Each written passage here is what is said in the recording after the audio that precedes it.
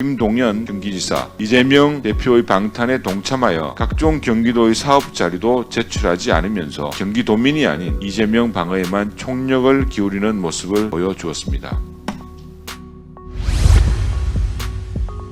우리 행정안전위원회는 어제 민주당의 불참 또 방해 속에서도 행정안전부, 경찰청 소관기관에 대한 종합감사를 마무리했습니다. 국민의힘 행안위 위원들은 이번 국정감사를 통해서 태풍 흰남노 예보에도 대책회의는 한번 개최하지도 않고 골프와 미술관을 다니며 포항제철소 침수 피해를 초래한 포스코 회장에 대한 책임을 추궁한 한편 문재인 정권의 물관리 일원화 등으로 지방하천 정비 차질이 초래된 지방하천 정비 사업 또 자연재난에 대한 대응력 후퇴를 지적하고 개선책 마련을 요구했습니다.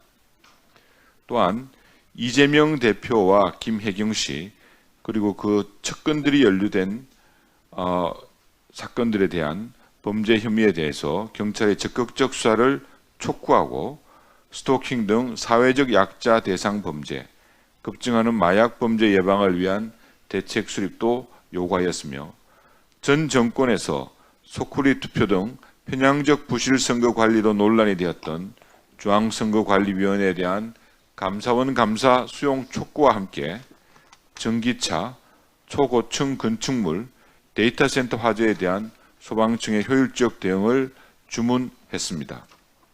문재인 정권의 실정과 야당 대표를 둘러싼 범죄 의혹에 대한 정황을 재조명하면서도 범죄와 재난으로부터 국민의 안전과 생명을 지키기 위한 정책 국감을 진행했다는 말씀을 드리면서 더불어민주당은 이와는 반대로 민주당 이재명 대표와 그 측근들의 범죄 혐의를 숨기고 행정부에 대한 감시와 견제보다는 국정의 발목 잡기, 국정과 민생이 아닌 이 대표를 위한 방탄감사의 끝판이었다는 점을 지적하고자 합니다.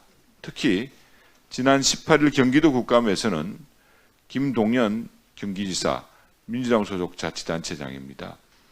이재명 대표의 방탄에 동참하여 관련 자료 일체뿐만이 아니라 각종 경기도의 사업 자료도 제출하지 않으면서 1360만의 경기도민이 아닌 이재명 방어에만 총력을 기울이는 모습을 보여주었습니다.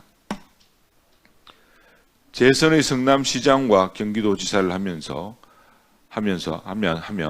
이재명 대표와 그 측근들이 연루된 것으로 의심받는 부패 범죄만 해도 대장동은 물론이고 이에 못지않는 백현동 특혜개발 사건, 성남FC 사건, 쌍방울로부터 뇌물을 받고 구속된 이화영에 의해서 주도된 경기도의 쌍방울 지원을 위한 대북 지원 사업, 그리고 부인 김혜경 씨의 경기도 법인카드 유용까지 많은 문제점이 있었다는 점을 다시 한번 지적하면서 민주당 국회의원들이 지금 해야 할 것은 법치를 거부하고 국정을 내팽개 칠 것이 아니라 실체 규명에 협조하면서 어려운 위기에 있는 민생 회복을 위해서 함께 발벗고 나서야 한다는 점입니다. 우리 행안위 국민의힘 위원들은 오직 국민과 민생만을 위한 2023년도 국회 예산 심사에도 최선을 다할 것을 약속드립니다. 이상입니다.